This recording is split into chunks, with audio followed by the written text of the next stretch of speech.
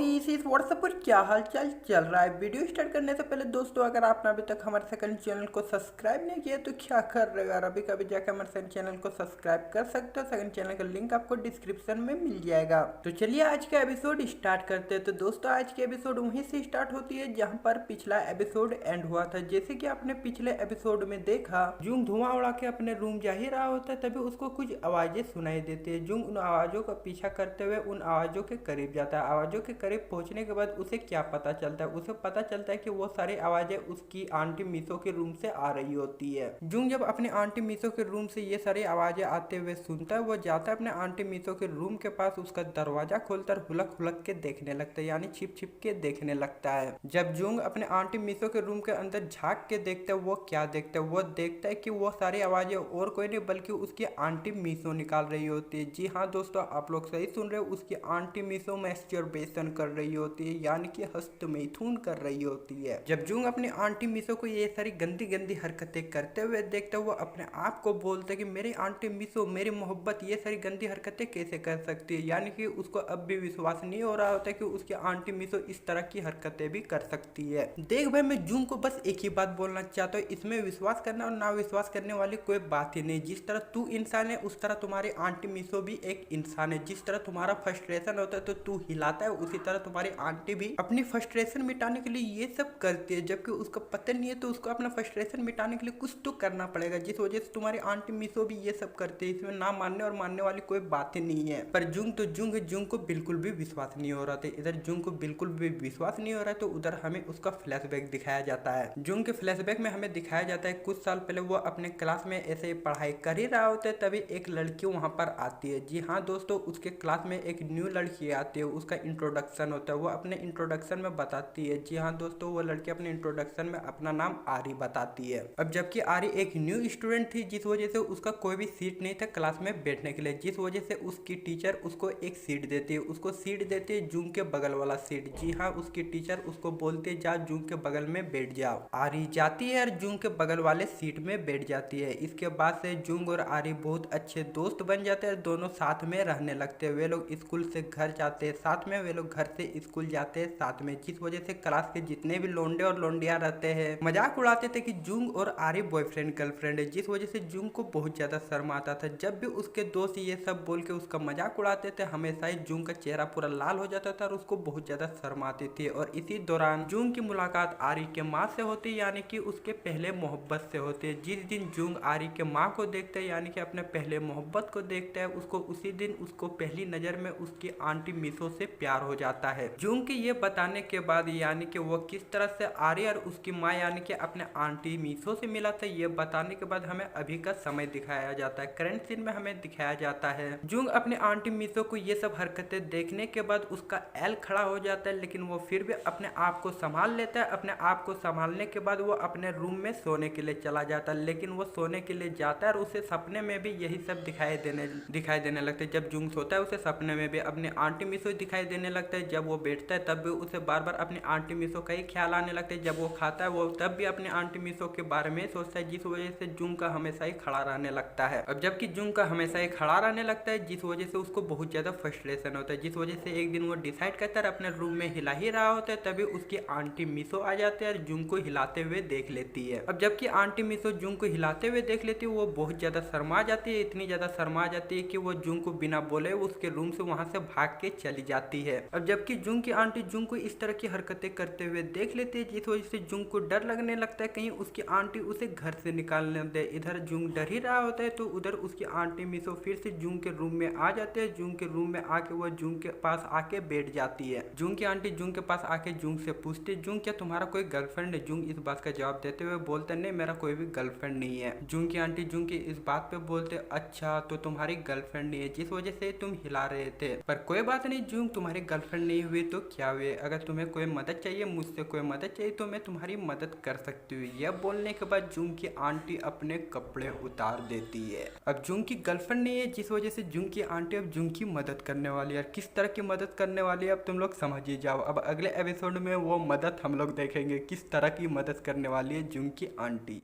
दोस्तों अगर आपने अभी तक हमारे टेलीग्राम चैनल को ज्वाइन नहीं किया है तो क्या कर रहे हो यार, अभी कभी जाके हमारे टेलीग्राम चैनल को ज्वाइन कर लो। हम लोग टेलीग्राम चैनल पर बहुत सारी बकचोदियां भी करते हैं, बहुत सारे एनिमे भी वहां पर अपलोड करते हैं। आपको टेलीग्राम चैनल और टेलीग्राम ग्रुप का लिंक डिस्क्रिप्शन में मिल जाएगा। अगर आपने अभी तक दोनों को ज्वाइन नहीं किया तो जाके ज्वाइन कर लो। इसके अलावा दोस्तों अगर आपको मुझसे कुछ पर्सनली बात करनी है या फिर एनिमे रिलेटेड बात करनी है तो मुझे इंस्टाग्राम पे फॉलो करके वहां पर मैसेज कर सकते हो। मैं हर किसी को रिप्लाई करता हूँ, आपको भी जरूर करूंगा। इंस्टाग्राम आईडी का भी लिंक आपको डिस्क्रिप्शन में मिल जाएगा। अगर आपको फॉलो करने का मन करे तो हमें इंस्टाग्राम पे फॉलो कर लेना। और दोस्तों मैं आपका ज्यादा वक्त ना लेते हुए आपका और ज्यादा वक्त बर्बाद नहीं करूंगा, इस वीडियो को यहीं पर एंड करूंगा। तो मिलते हैं अगले वीडियो के साथ, तब तक के लिए बाय बाय, सायोनारा, जय हिंद।